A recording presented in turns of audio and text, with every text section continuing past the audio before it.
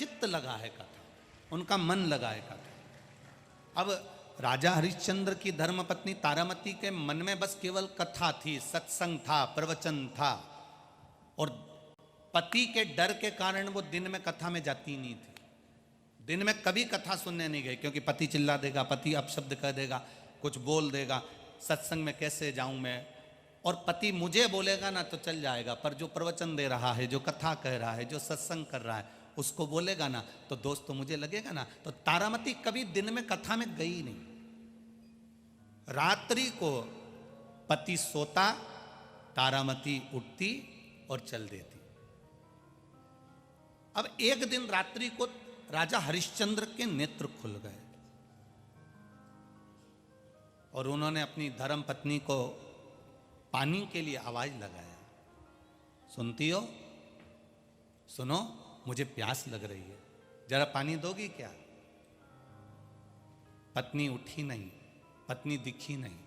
राजा हरिश्चंद्र पलंग पर उठकर बैठा और उसने देखा कि मेरी पत्नी नहीं है। बड़ा गुस्से में लाल हो गया, आखिर यह रात को जाती कहां है?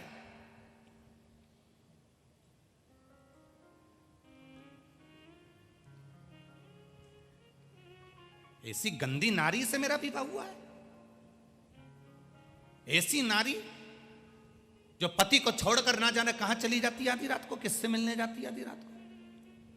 शिव महापुराण की कथा कहती है व्यक्ति के जीवन में अच्छे विचार बाद में आते हैं, सबसे पहले गलत विचार आते हैं। अच्छे विचार बाद में आएंगे, पहले गलत विचार व्यक्ति के भीतर प्रवेश कर जाते हैं, व्यक्ति के भीतर।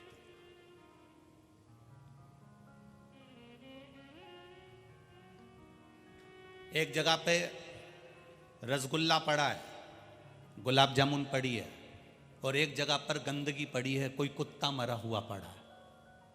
तुम आराम से गाड़ी लेकर जाना, तुम्हारा ध्यान गुलाब जामुन पर, रसगुल्ले पर बाद में जाएगा, सबसे पहले वो जो कुत्ता मरा पड़ा है ना, उस पे ध्यान पहले जाएगा। व्यक्ति के जीवन में अच्छे विचार बाद में आते हैं, पहले गलत विचार उसके मन में आ जाते हैं। जैसे ही किसी को देखा, मन में गलत विचार आ गया। अच्छे विचार आएंगे पर बाद में, पहले बेकार विचार आएंगे।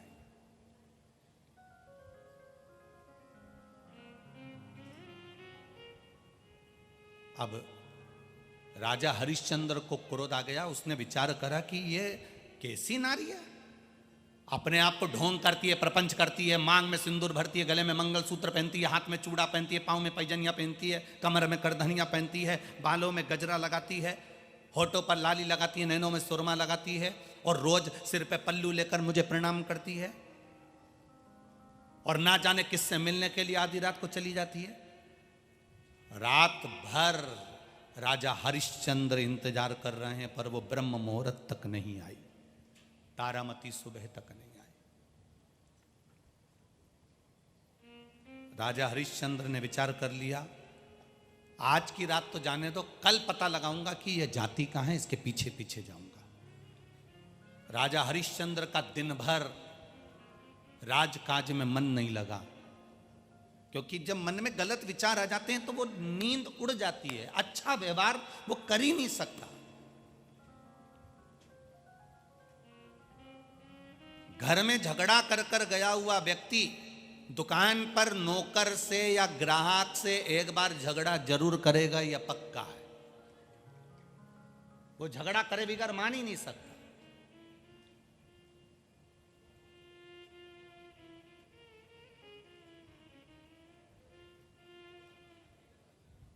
जैसे एक लड़के के पिताजी लड़की को देखने के लिए गए, और लड़के के पिताजी लड़की को देखने के लिए गए तो लड़की से पूछा, आपने कोई धार्मिक किताब पढ़ी है कभी? आप धर्म को जानती हो?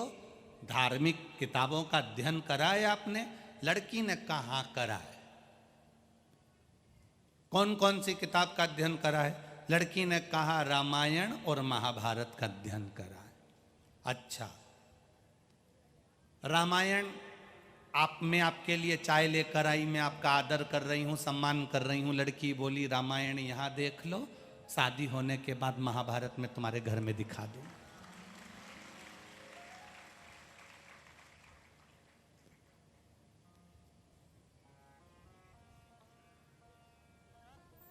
हम राजा हरिश्चंद्र विचार, दिन भर उनका चित्त नहीं लग रहा, दिन भर उनका मन नहीं लग रहा, दिन भर उनके चित्त वृत्ति नहीं लग रही। आज राजकाज में उनका मन नहीं है राजा हरिश्चंद्र का। और जब राजकाज में राजा हरिश्चंद्र का मन नहीं, रात्रि हुई, विश्राम करा, पत्नी सोई, बस इसने सोने का नाटक करा राजा हरिश्चंद्र ने। पत्नी रात को उठी, पादुका पहनी, चली। राजा हरिश्चंद्र ने तलवार निकाली, पत्नी का सिर काटने के लिए पीछे बढ़ा। राजा हरिश्चंद्र को लगा अभी नहीं मारूंगा इसको, इसका जो प्रेम करने वाला है ना उसको भी देख लूं, दोनों का सिर एक साथ काटूंगा। अभी नहीं मारूंगा इसको, पहले उसको भी देखूं और उसको भी मारूंगा। राजा हरिश्चंद्र पीछे पीछे जाने लगे। रानी तारामती आगे आगे जा रही है। तारामती ने सामने प्रवचन चल रहा था, रात्रि को सत्संग चल रहा था, खूब जोरदार कथा चल रही थी। तारामती ने अपनी चप्पल उतार दी, पादुका उतार कर प्रणाम कर कर अंदर प्रवेश करी और सत्संग में जाकर बैठ गई। राजा हरिश्चंद्र ने जो ध्यान लगाकर देखा ये कहाँ बैठी है, तो देखा सामने भगवान का प्रवचन चल रहा था, भजन चल रहा था, कीर्तन चल रहा था, सत्संग चल रहा था। तारामती उसमें जाकर बैठी और भगवान का भजन करने में लग गई। राजा हरिश्चंद्र की आंख में जल भर गया। मैं इसके लिए गलत सोच रहा था और ये तो भजन में लगी हुई है, ये सत्संग में लगी हुई है।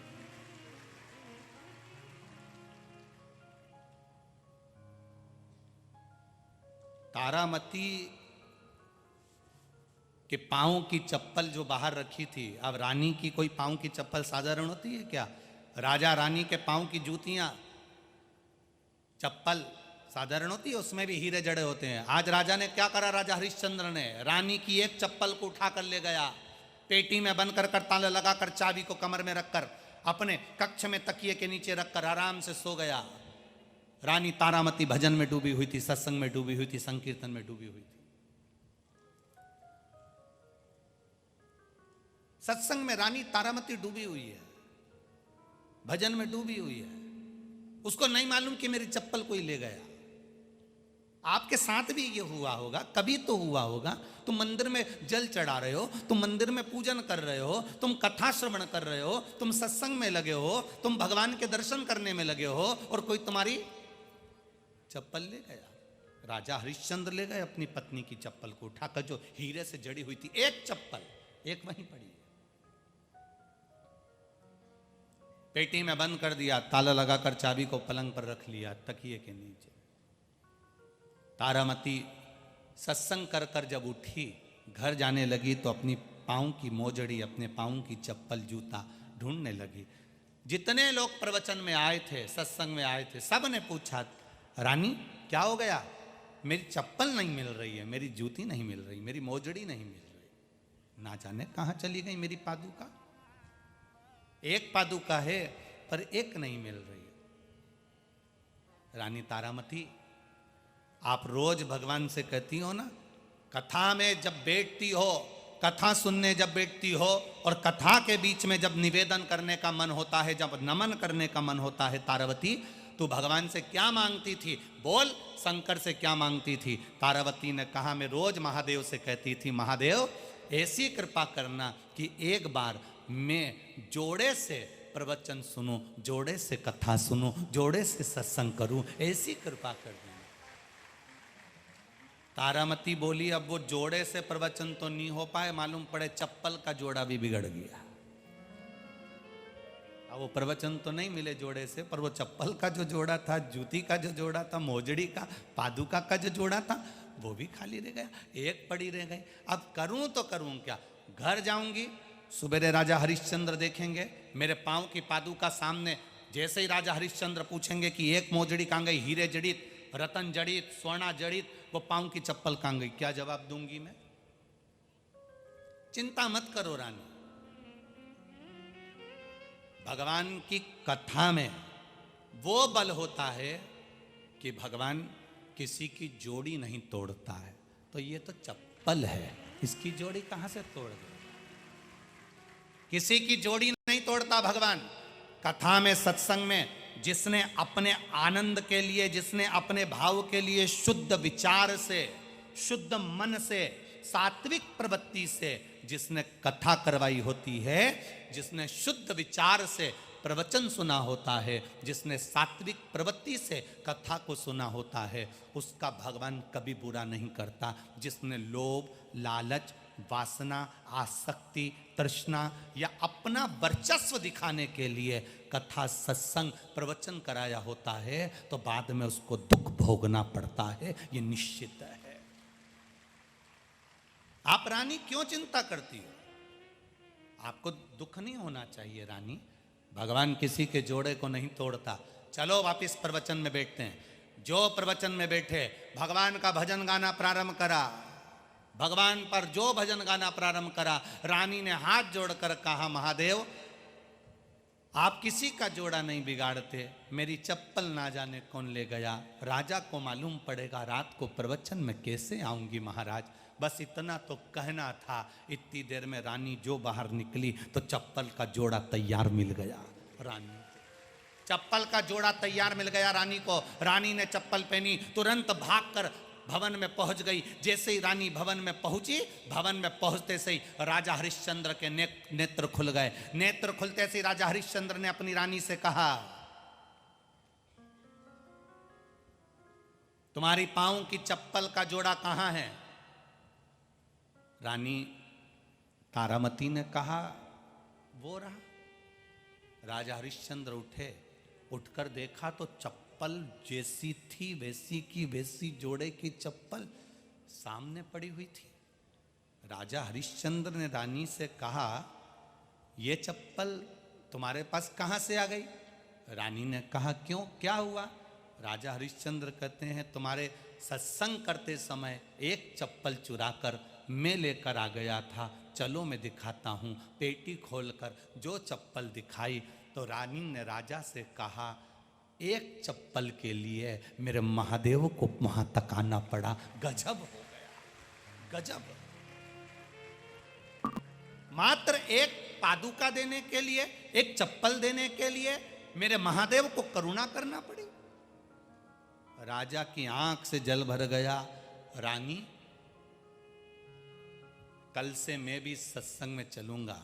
रानी ने राजा के चरण पकड़कर कहा, मैं महादेव से रोज मांगती थी कि जोड़े से सत्संग सुनूं, जोड़े से प्रवचन सुनूं, इससे ज्यादा क्या चाहिए मुझे। प्रवचन में जब राजा रानी बैठे तो राजा ने रानी से कहा, क्या ये कथा, क्या ये प्रवचन, क्या ये कथा हमारे घर नहीं हो सकती? क्यों नहीं हो सकती? राजा ने अपने घर में कथा रखी, प्रवचन रखा। राजा सिंहासन पर बैठकर कथा नहीं सुने, राजा कोई आसन लगाकर कथा नहीं सुने।